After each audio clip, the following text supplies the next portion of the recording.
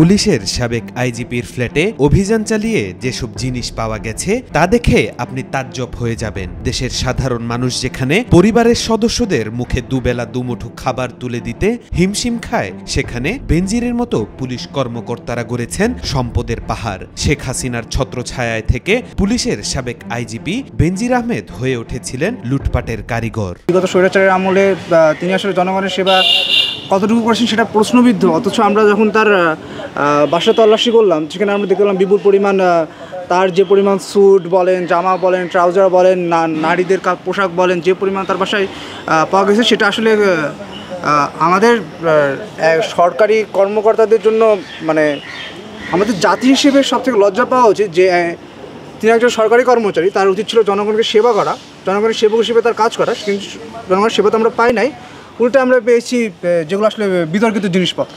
পুলিশের সাবেক মহাপরিদর্শক বেনজির আহমেদ ও তার পরিবারের ব্যবহৃত জিনিসপত্র দেখে রীতিমতো বিস্মিত নিলাম কমিটির সদস্যরাও। রাজধানীর গুলশানের র্যাঙ্কন টাওয়ারে বেনজির পরিবারের ব্যবহৃত জিনিসপত্র নিলামে তোলার জন্য কমিটির সদস্যরা গিয়ে অন্তত 246 আইটেমের জব্দ তালিকা করেন। বেনজিরের ফ্ল্যাটে জব্দ তালিকার 246টি আইটেমের তালিকা করা হয়েছে। এর মধ্যে শুধু ব্যক্তিগত ব্যবহৃত সামগ্রীর মধ্যে রয়েছে sari 494 piece, 3 piece 250 set, salwar kameez 496টি, ব্লাউজ 65টি, শার্ট 122টি, প্যান্ট 266টি, ব্লেজার 30টি, স্যুট 8টি, টি শার্ট 722টি, পাঞ্জাবি 224টি, পায়জামা 47টি, স্যান্ডেল 88 জোড়া, কেটস 35 জোড়া, জুতা 38 জোড়া, জামা 212টি, জ্যাকেট 56টি, বেডশিট 109টি, লেডিস ভ্যানিটি ব্যাগ 75টি, লেডিস টপস 622টি, পুরুষের সোয়েটার 11টি, লেডিস সোয়েটার 34টি, লেডিস প্যান্ট 355টি, লেডিস টি শার্ট 28টি, নাইট ড্রেস 58টি, ওড়না 347টি, শাল চাদর 89টি, শীতের জামা 132টি, লেহেঙ্গা 16টি, সানগ্লাস 34টি ও ট্রাউজার 67টি। এটা শুধু বেনজির আহমেদ না, বিগত স্বৈরাচারের আমলে যে সকল সরকারি কর্মকর্তা ছিল, আপনি যদি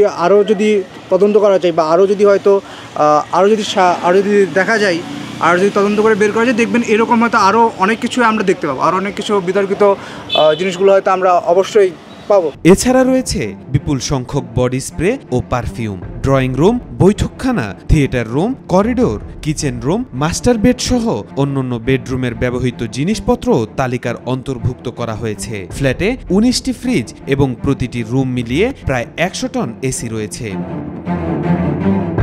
র্যাঙ্কন টাওয়ারের 4টি অতি উচ্চ মূল্যের ফ্ল্যাটকে একত্রিত করে বেনজির এই ডুপ্লেক্স ফ্ল্যাট তৈরি করেন। এতে swimming pool, mini theatre room, অতিথি বিনোদন বৈঠকখানা সহ আধুনিক সব সুযোগ সুবিধা রয়েছে। সুইমিং পুলে ব্যবহৃত আধুনিক সুযোগ সুবিধা সহ বিভিন্ন ইলেকট্রনিক সামগ্রীও ফ্ল্যাটে পাওয়া গেছে।